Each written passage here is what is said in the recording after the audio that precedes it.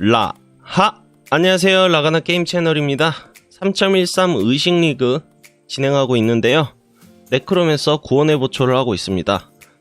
하고 있는 도중에 이제 시청자분들께서 방패 만드는 방법에 대해서 조금 알려달라고 하셔서 이렇게 영상으로 올리게 되었습니다. 제가 생각하는 최종 옵션은 전미어의 최소 격분 2, 최소 권능 2, 그리고 크래프팅 떡댐, 접두어 같은 경우에 냉기 피해 1티어, 냉기 카오스 피해 획득 1티어, 공격 막기 1%당 피해 1%, 이렇게가 제가 생각하는 가장 좋은 방패라고 생각합니다. 이어서 순서 그리고 방법에 대해서 조금 알려드리도록 할게요. 티타늄 영혼 방패는 합치기 전에 대속자와 십자군을 준비하셔야 돼요. 베이스 같은 경우 84레벨로 시작해 주시면 되고요. 대속자 같은 경우에 최소 격분 2, 십자군 최소 권능 2. 예전에는 이거를 이제 치명타 옵션으로 띄웠었는데 이제 그게 막혔습니다. 그렇기 때문에 이제 변화의 옵으로 진행해 주시면 되겠습니다. 합쳤을 때 이제 전미어가 둘 다 전미어기 때문에 전미어는 한 줄만 남잖아요. 근데 보통 차 있는 경우가 많아요. 그래서 여러분들은 이제 기절 및 막기 회복 같은 더러운 옵션이 안 붙길 바라시면서 고칠 수 있는 옵션이어야 돼요. 그래서 만약에 바꿀 수 있다면 아예 제거를 해버리시고 걷다가 크래프팅 떡댐을 하신 이후에 접두어를 진행하시는 게 좋습니다. 왜냐면 우리들이 보통 제작을 할 때는 전미어나 접두어 세 줄 자체를 다 막아 놓고 작업을 하는 게 수월하기 때문에 보통 그렇게 합니다. 순서에 대해서 알려드리도록 하겠습니다. 저 같은 경우 전미어를 먼저 작업하는데요. 일단 전에 설명드린 대로 떡댐까지 박아 넣은 이후에 접두어를 이제 분명히 바꿀 수 없는 옵션이 나올 수도 있어요.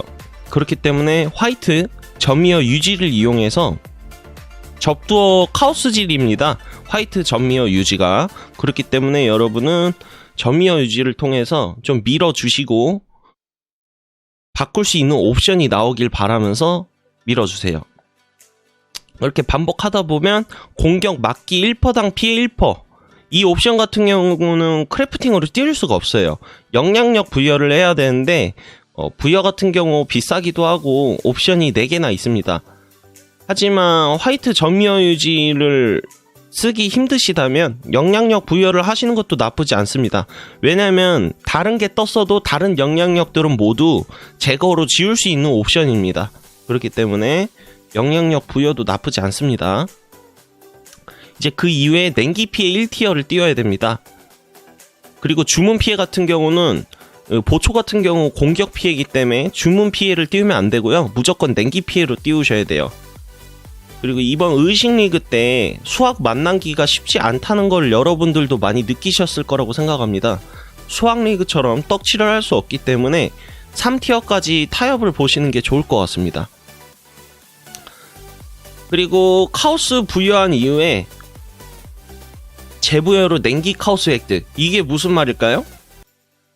이 말은 이제 카오스 부여를 하면 냉기 피해 카오스 획득이 나올 수도 있고요. 번개 피해 카오스 획득이 나올 수도 있고요. 그리고 화염 피해 카오스 획득이 나올 수도 있습니다. 그렇기 때문에 여러분은 카오스 부여를 한 이후에 이제 재부여를 통해서 냉기 카오스 획득이 1티어로 나오길 바라면서 계속 반복해 주셔야 돼요. 이게 상당히 중요합니다. 자, 그러면은 이렇게 설명을 대충 했는데 POB DB를 통해서 한번 보도록 할게요. 좀 POB DB 보면서 설명드리면 좀 더 쉽게 설명해 드릴 수 있습니다.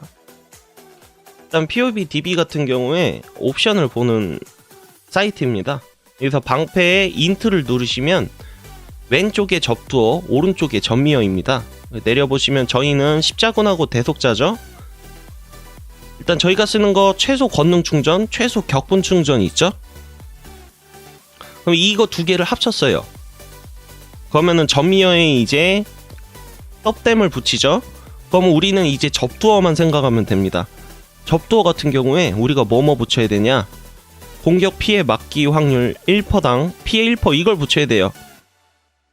근데 보시면 제가 말씀드렸다시피 영향력 부여를 해도 되고 아니면은 화이트 전미어 유지를 붙여도 된다고 했잖아요. 그러면은 전미어 유지로 통해서 이것뿐만 아니라 이 위에 있는 기본 옵션도 같이 붙게 됩니다. 근데 영향력 부여를 해서 좋은 점은요, 보시면 이제 나머지 옵션을 보는 겁니다. 만약에 제가 영향력 부여를 하면 번개 저항 최대치가 나올 수도 있고요, 냉기 저항 최대치가 나올 수도 있고, 에너지 보호막 재충전 시작 속도 % 가속이 붙을 수도 있어요. 하지만 우리는 이 나머지 옵션들을 보면 다 속성이 있습니다. 제거할 수 있는 속성이에요. 그래서 우리들이 첫 번째로 할 건 이 공격 막기 확률당 피해 증가를 먼저 붙여 주셔야 돼요.